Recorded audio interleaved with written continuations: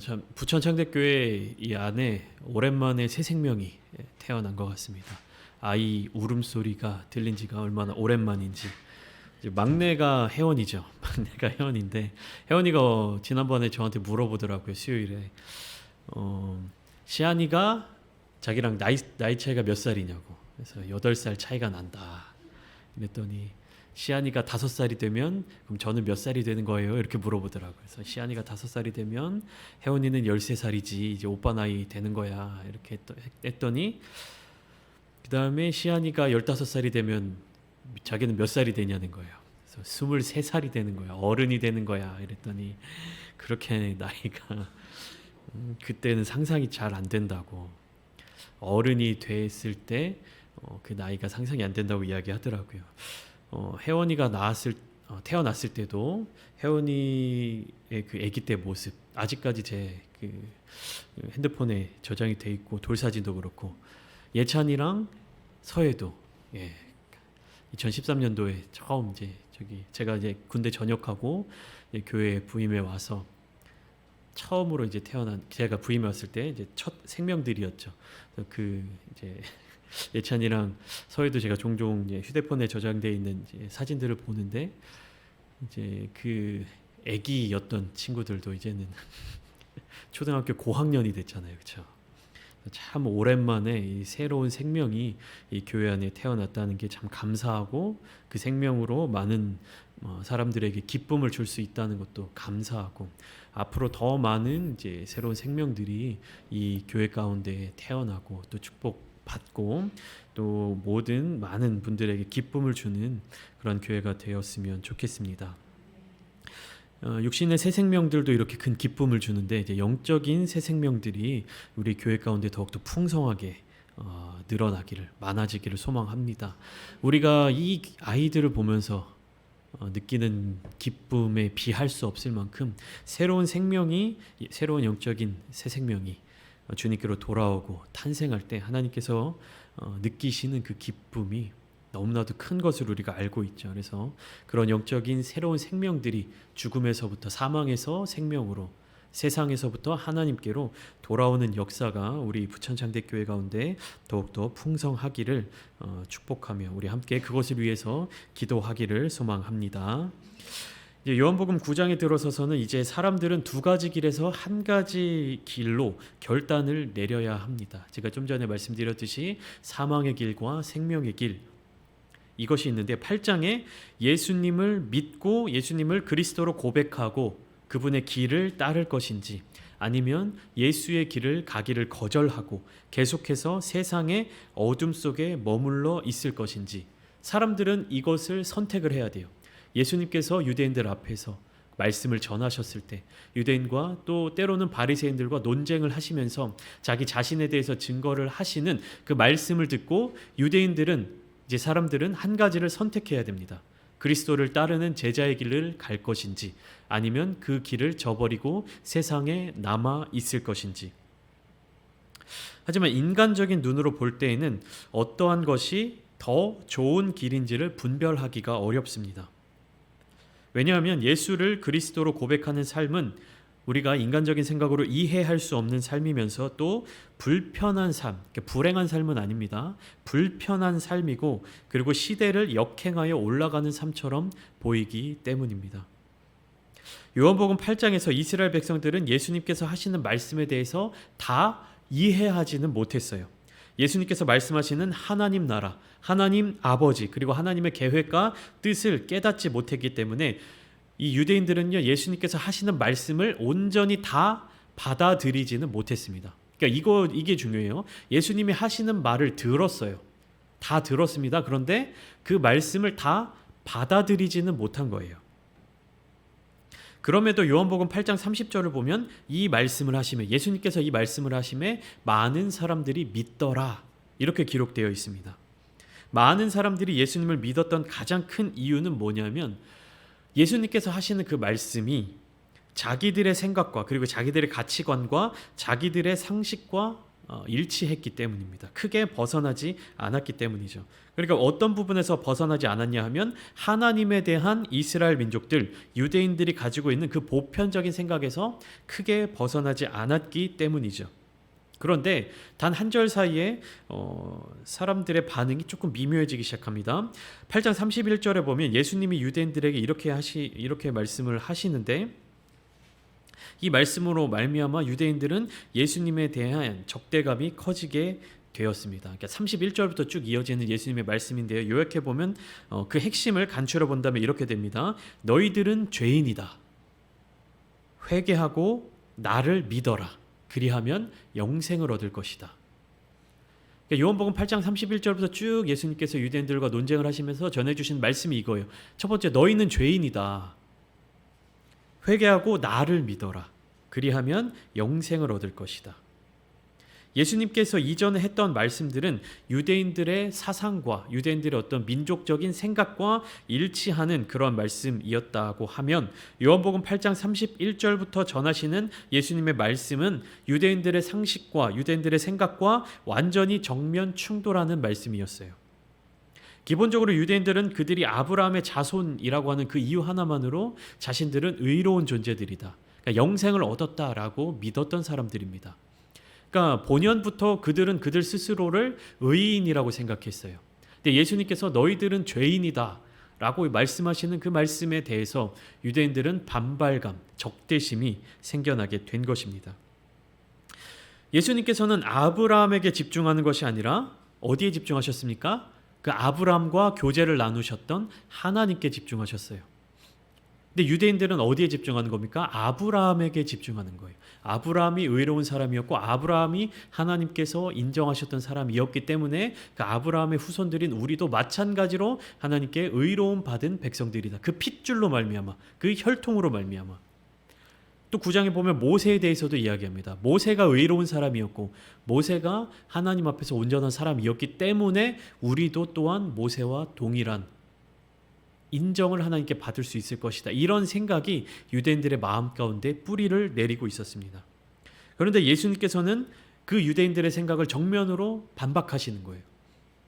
너희가 아브라함의 혈통이기 때문에 구원을 받을 수 있는 것이 아니다. 아브라함이 하나님을 주로 여겼던 것처럼, 그리고 그리스도의 때를 기다렸던 것처럼 너희도 하나님을 주로 모시고 메시아의 때를 기다려야 한다. 그리고 내가 그 메시아다. 하나님께서 보내신 메시아다. 예수님께서 이렇게 진리의 말씀을 선포하셨습니다. 그런데 유대인들은 자신들의 머릿속에 뿌리 박혀있는 이 생각에 반박하는 예수님의 말씀을 받아들이기가 어려웠던 거예요. 이미 그들 머릿속에 뿌리 내린 그 신념이라고 할까요? 그 생각이 그들의 삶을 바꿀 수가 없었어요. 새로운 복음의 메시지, 예수님의 말씀이 그들의 심령 가운데 들어오는 것을 방해한 거예요. 오히려 하나님과 교제했던, 하나님의 말씀을 따라서 살았던 아브라함의 자손, 그 모세의 혈통, 모세의 자손들이 어떻게 된 겁니까? 그 아브라함의 후손이라는 그 이유만으로 하나님께로부터 더 멀어지게 된 것이죠. 그들이 가지고 있었던 어떤 강점들이 그들이 메시아로 오신 예수님께 나아가는 그것을 방해하게 된 것입니다. 8장 59절을 보면요. 8장 마지막 절을 보면 유대인들이 돌을 들어 치려 했기 때문에 예수님께서는 숨어서 성전에서 나가셨습니다. 그리고 1절 이렇게 시작되죠. 예수께서 길을 가실 때에 날 때부터 맹인된 사람을 보신지라. 예수님께서는 바쁘게 이제 숨어서 유대인들을 피해서 도망쳐 나가시던 그 와중에 거기에 있던 한 사람에게 그 시선을 돌리셨습니다. 거기에 있던 한 사람에게 예수님의 시선이 가게 된 거죠. 누구죠? 맹인이었는데 어떤 맹인이었습니까? 날 때부터 맹인된 사람이었습니다. 수많은 시간 동안에 그의 삶은 어두운 뿐이었죠. 그런데 예수님께서 그 한 사람을 주목하여 보셨을 때 그의 삶에는 빛이 비치게 되었습니다. 예수님께서 그를 주목하여 보셨을 때 그에게 빛이 도달하게 된 것이었죠. 2절에 제자들이 질문을 합니다. 랍비여, 이 사람이 맹인으로 난 것이 누구의 죄로 인함이니까? 제자들은 어떤 태도를 갖고 있죠? 이 사람이 맹인으로 나게 된 것을 죄 때문으로 단정짓고 있습니다. 당시에 유대인들이 갖고 있었던 생각은 이렇습니다. 한 사람의 인생에 있어서 그가 처한 환경과 그가 처한 모든 상황이 죄와 의의 결과로 이루어졌다고 믿고 있었어요. 그러니까 그 사람이 처한 상황, 그 사람이 처한 환경이 무엇으로 말미암았다? 어떤 죄의 여부 혹은 의의 여부, 자신의 죄일 수도 있고 혹은 부모의 죄, 조상의 죄일 수도 있고 자신의 의로움일 수도 있고 부모의 의로움일 수도 있고. 그런데 이 생각은, 유대인들의 보편적인 생각은 누구에게도 있었냐면요, 예수님을 따르던 제자들에게도 있었습니다. 그렇기 때문에 제자들 또한 어떠한 생각을 갖고 있었습니까? 그들이 주님과 함께 동행할 수 있었던 것이 자기들에게 주어진 어떤 특별함, 의로움, 이런 것 때문이라고 생각했어요. 예수님께서 나를 불러주셨기 때문에 내가 예수님을 따라갔다, 이렇게 생각하는 것이 아니라 나에게 있던 어떤 특별함, 내가 어떤 의로움을 더 가졌기 때문에 예수님이 나를 불러주셨다, 이런 생각을 했다는 것이죠. 그래서 예수님이 십자가를 지시기 전에 예루살렘에 들어가실 때 제자들이 어떤 모습을 보입니까? 길 위에서 서로 다투어 이야기합니다. 서로 싸웁니다. 제자들끼리. 무슨 이유로 싸웁니까? 내가 더 높은 관직에 오를 거야. 예수님이 이 땅에서 왕위에 오르시면 내가 더 높은 자리, 높은 관직의 자리에 오를 거야. 내가 더 위대해, 내가 더 대단해 라고 하는 것으로 서로 싸우지 않습니까?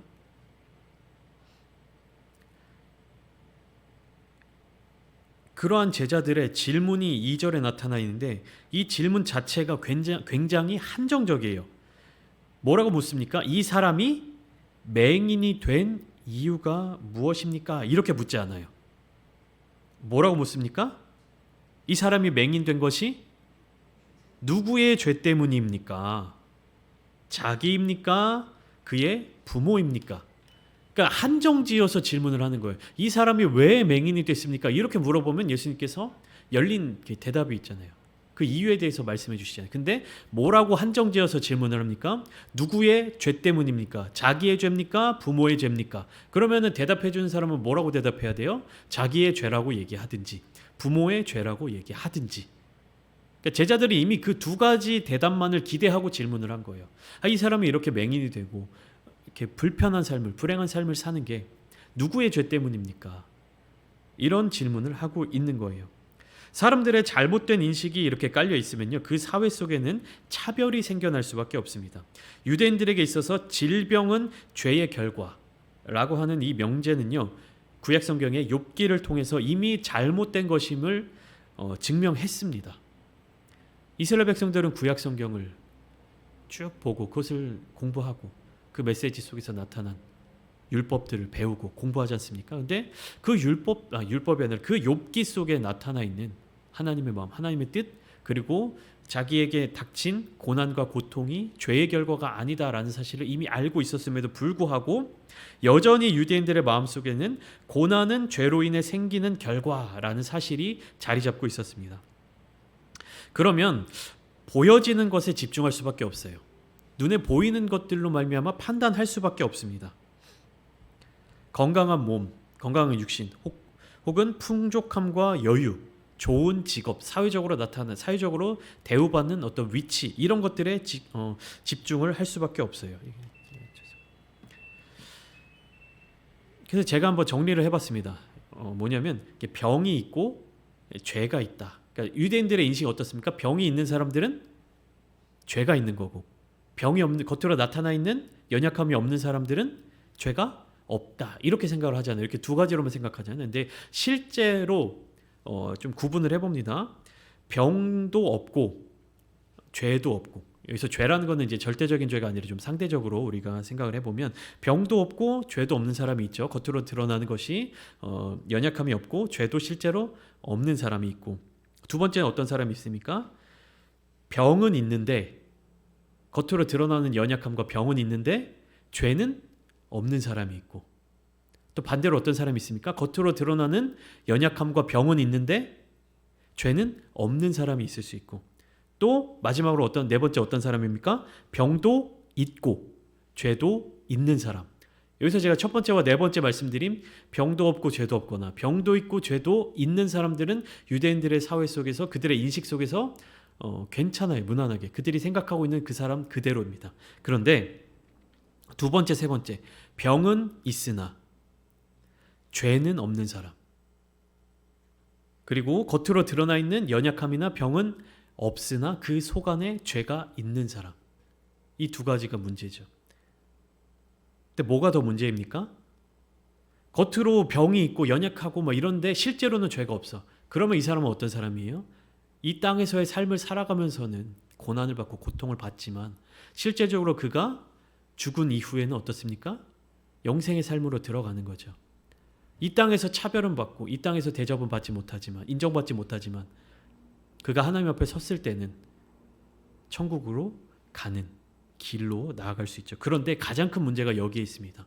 겉으로 드러나 있는, 겉으로 보기에는 온전하고 완전하고 병도 없고 거룩한 사람 같고 잘 살아가는 사람 같은데 그 안에 죄가 있는 사람들은 어떻습니까?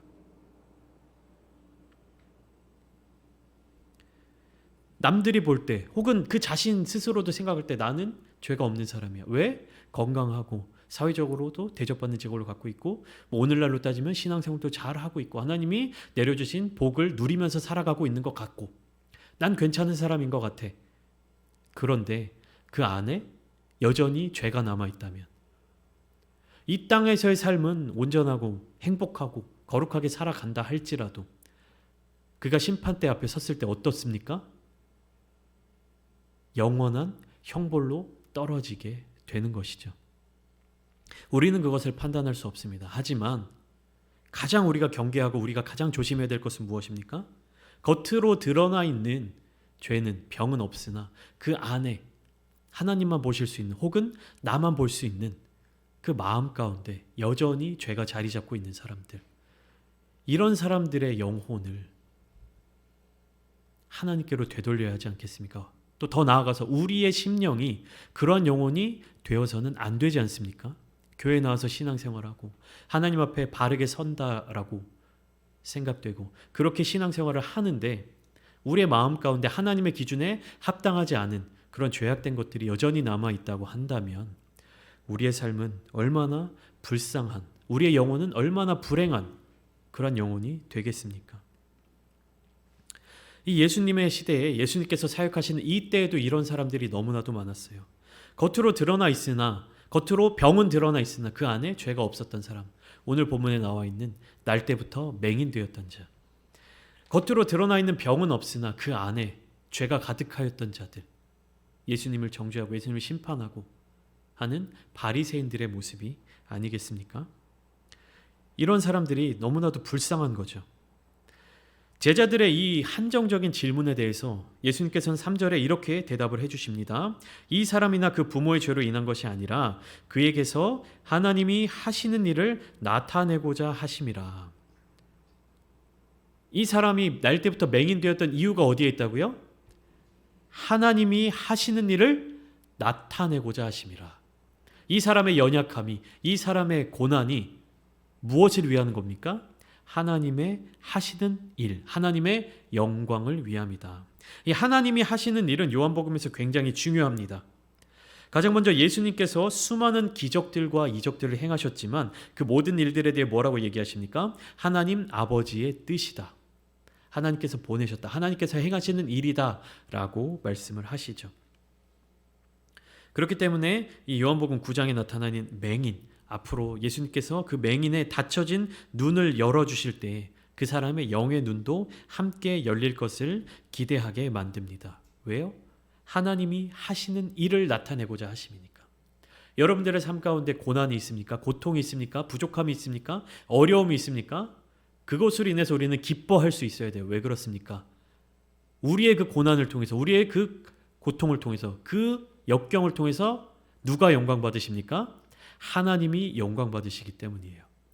하나님이 하시는 일을 우리의 삶을 통해서 증거할 수 있으면 그것이 우리에게 너무나도 복된 것임을 우리는 믿어야 합니다. 우리가 이 땅에서 아무런 고난도 없고 아무런 고통도 없고 평안한 삶을 산다고 한다면 그것은 우리에게 있어서 복이 될 수도 있지만 어떠한 역할도 있습니까? 우리의 삶을 통해서 하나님이 하시는 일을 증거할 기회가 줄어드는 거예요. 그런데 인생을 살면서 삶을 살면서 고난과 고통을 한 번도 겪지 않고 그런 시기를 한 번도 경험하지 않고 지나는 사람은 없을 거예요. 누구나 그들의 삶 가운데 고난을 경험하고 고통의 시간을 겪어야 돼요. 그때 무엇을 우리는 기억해야 됩니까? 이 우리의 삶을 통해서 누가 영광 받으시도록? 하나님이 영광 받으시도록. 이 하나님이 영광 받으시는 것은 그런 고난과 고통이 잘 해결되는 것도 있지만 그 전에 무엇이 전제되어야 하냐면 그 고난과 고통을 대하는 그리스도인들의 자세입니다. 그것을 통해서 하나님께서 먼저 영광을 받으시는 거예요. 우리가 왜 예수님을 그렇게 잘 믿는데도 불행한 걸까? 왜 그렇게 예수님을 잘 믿는데도 고통과 고난을 피할 수가 없을까? 이런 질문을 많이 던집니다. 이런 질문을 던지지 않는 사람들은 제대로 된 신앙생활을 하지 않는다라고 봐도 좋아요. 정말로 주님 앞에서 온전한 신앙생활을 하기 위해 애쓰고 몸부림치는 사람들은 늘 이런 질문을 합니다. 주님, 내가 주님 안에서 이러한 고난, 이러한 어려움 겪는데 왜 이러한 어려움을 겪어야 됩니까? 하나님을 대면해서 이런 질문들을 다 한 번쯤은 하셔야 합니다. 그리고 거기에 대해서 하나님께서 우리 마음 가운데 주시는 그 응답을 들으셔야 돼요. 너가 힘들어하는 게 나에게 유익이다. 너가 고통스러운 것을 보고 싶다. 이러한 말씀을 주시는 것이 아니라 너가 처한 그 상황 속에서 네가 갖는 그 자세와 너의 그 마음을 통해서 나의 영광이 드러날 수 있도록 내가 이 땅 가운데서 너의 삶을 통해서 역사하시는 일하는 그것을 네가 증거할 수 있기를 원한다. 하나님의 이 음성을 들으셔야 합니다. 4절에서 5절 말씀을 보시면 예수님이 세상에 계실 동안의 일을 우리가 기억할 수 있습니다. 4절에 보면 이렇게 시작하죠. 때가 아직 낮음에 나를 보내신 이의 일을 우리가 하여야 하리라. 밤이 오리니 그때는 아무도 일할 수 없느니라. 우리가 왜 이 낮에 때가 아직 낮음에 하나님의 일을 해야 합니까? 밤이 오면 일할 수 없기 때문에. 예수님이 세상에 있는 동안에는 세상의 빛이다. 예수님이 함께 계실 때 제자들도 함께 더 많은 하나님의 일을 해야 한다. 이렇게 말씀하시는 겁니다. 그래서 이제는 이 날 때부터 맹인된 자를 치유해 주시죠. 6절에 보면 이렇게 기록되어 있습니다. 땅에 침을 뱉어 진흙을 이겨 그의 눈에 바르시고. 왜 예수님께서는 침을 이렇게 뱉어서 진흙을 이기셨을까요?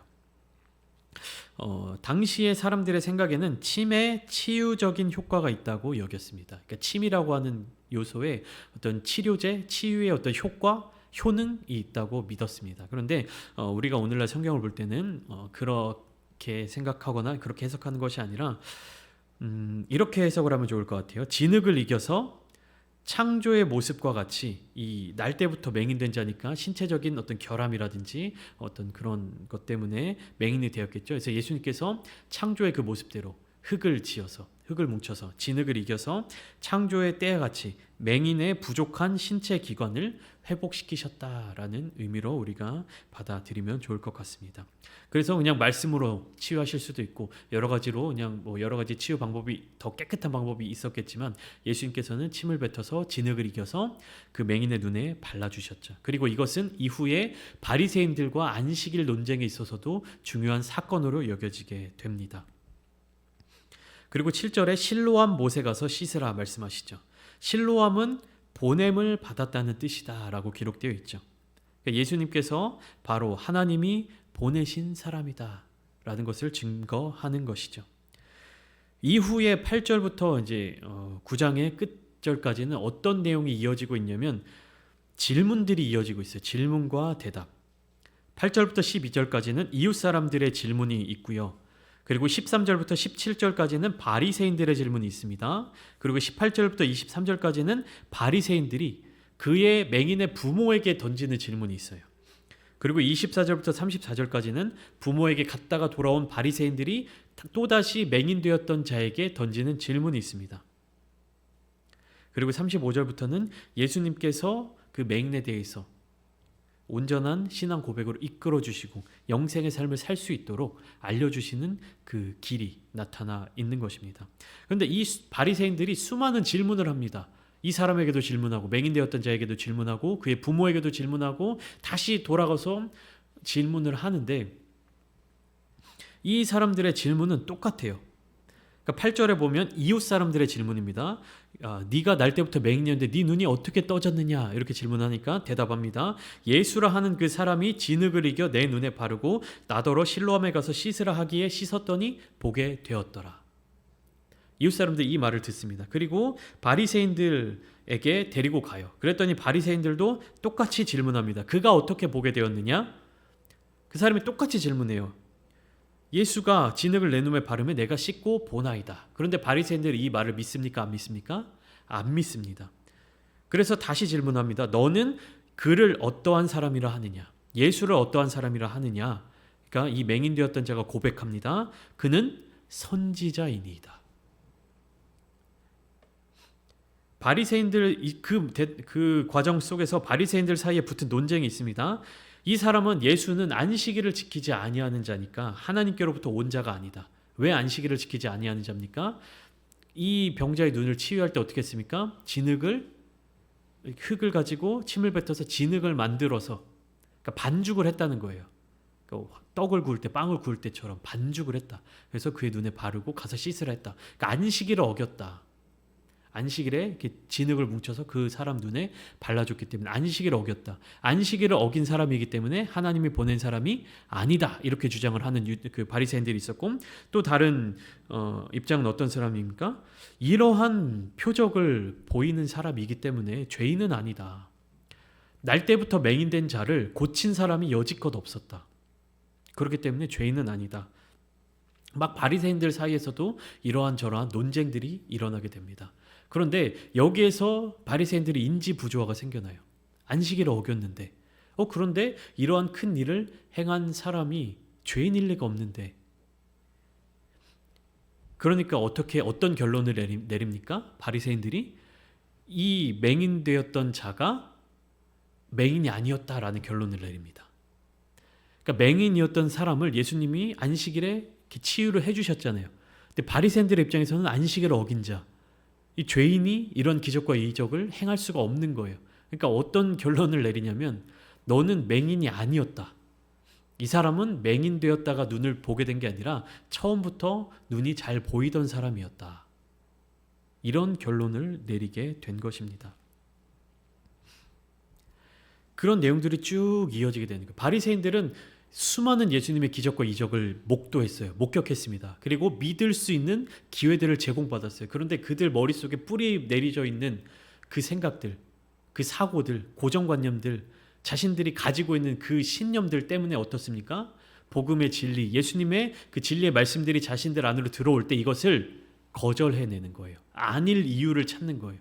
그리고 그들 스스로 인지부조화를 일으키게 되니까 어떻게 됩니까? 현실을 자꾸만 부정하는 거예요. 그러니까 많은 사람들이 예수님을 믿었던 것처럼 예수님의 그 말씀을 믿고 예수님의 말씀을 듣고 그 예수님을 따르는 삶을 살기로 결단하면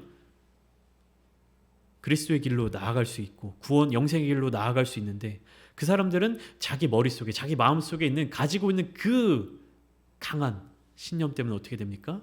모든 것들을 다 거절하는 거예요. 우리가 기도하는 이유가 뭡니까? 우리가 신앙생활하는 이유가 무엇입니까?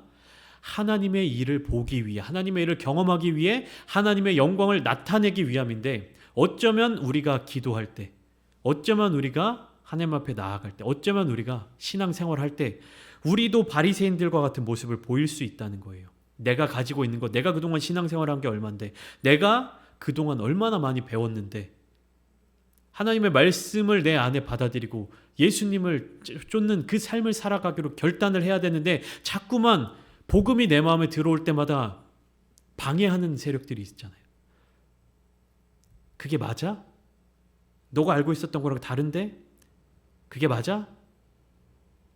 내가 알고 있었던 것과 다르다면 그것을 하나님의 말씀 성경에 비추어서 해석하고 받아들여야 되는데 어디에 비춰서 받아들입니까? 내 마음, 내 기준, 내 생각, 내 판단에 기준을 두고 받아들이는 거예요. 하나님의 말씀을 기준을 두고 하나님의 역사하심을 기준을 두고 거기에 기준을 두고 기도하고 말씀을 받아들이고 은혜를 누리며 나아가야 되는데 나의 기준에 맞지 않는 것, 나의 생각에 맞지 않는 것 혹은 내가 받아들이기 쉽지 않은 이야기들에 대해서 자꾸만 그 기준을 하나님에게서부터 나에게로 바꾸어 오는 겁니다. 오늘 이 시간 기도하실 때 하나님, 우리가 신앙 생활을 하면 할수록 하나님께로 더 가까이 나아가면 나아갈수록 이 바리새인들과 같은 모습을 보일 수 있습니다. 하나님 겸손하게 하여 주시고 우리가 더 하나님을 깊이 만나게 해 주시옵소서. 주님을 더 깊게 만나게 해 주시옵소서. 나의 삶을 이끄는 분이 하나님이신 것을 믿고 그 길을 향해서 우리가 나아갈 수 있게 하여 주시옵소서. 오늘 밤 함께 기도하실 때 하나님께서 역사하여 주실 것을 소망하며 오직 하나님만이 우리의 주인이시며 우리의 구주이시며 우리의 삶을 통하여서 하나님께서 영광 받으시고 하나님께서 하시는 일을 증거해 낼 수 있는 그러한 삶을 살겠습니다. 결단하며 다짐하며 하나님께로 나아가시는 오늘 밤 되시기를 주님의 이름으로 소망합니다. 제가 기도하겠습니다.